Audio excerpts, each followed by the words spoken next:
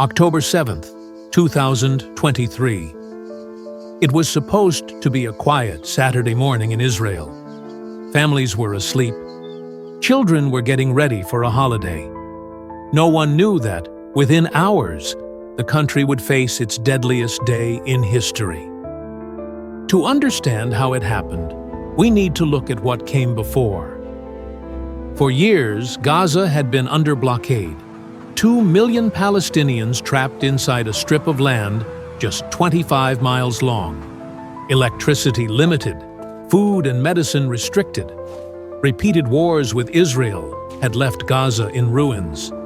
Yet beneath the surface, Hamas, the group ruling Gaza, was preparing. Publicly, they looked weak. Israel believed Hamas wanted only small clashes, maybe occasional rockets. But secretly, Hamas had been planning something much bigger. And for years.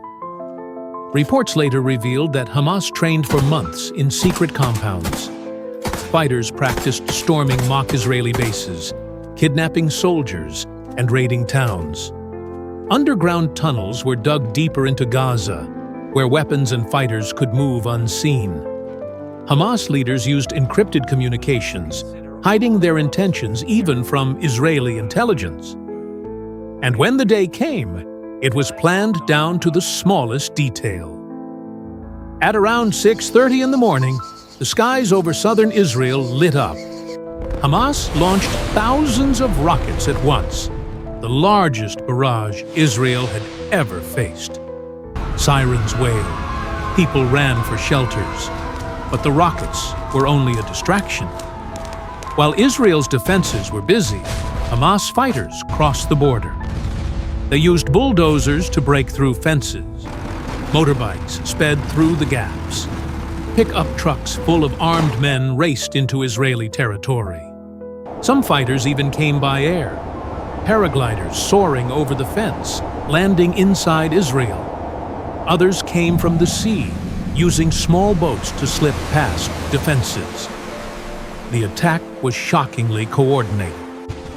Within minutes, Hamas had overwhelmed border bases, destroyed communications, and trapped Israeli soldiers. One of the most haunting scenes took place at a music festival near Re'im. Thousands of young people were dancing through the night. Suddenly, rockets exploded above them, and armed fighters descended. Panic spread. Hundreds were killed or taken hostage in what became one of the darkest moments of the day. In border towns like Sderot, Be'eri, and Kfar Aza, Hamas gunmen stormed homes, going door to door. Families hid in safe rooms. Some were dragged out and taken into Gaza as hostages. In a matter of hours, entire communities were under siege. By the end of the day, around 1,200 Israelis were killed, civilians and soldiers, and more than 200 were kidnapped and taken into Gaza.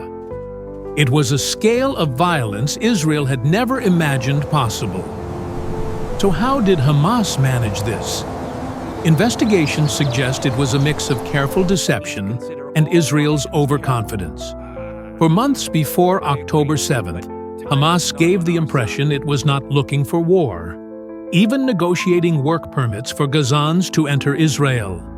Israeli intelligence believed Hamas was deterred, too weak to fight. Meanwhile, Hamas built a war machine in secret, stockpiling rockets, training fighters, and waiting for the perfect moment. That moment came on the 50th anniversary of the 1973 Yom Kippur War, a date deeply symbolic in Israeli history. Hamas wanted shock, and they achieved it. Israel's response was immediate and massive. Airstrikes pounded Gaza. The government declared war. For Palestinians, October 7th became both a moment of defiance and the beginning of unimaginable suffering. For Israelis, it was a day of horror, their deadliest single attack in decades. October 7th was not just another battle in a long conflict.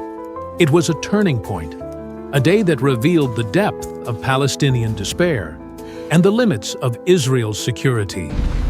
A day that left the world divided between those who saw terrorism and those who saw resistance. But for the people who lived through it, Israelis and Palestinians alike, October 7th was a day that changed everything.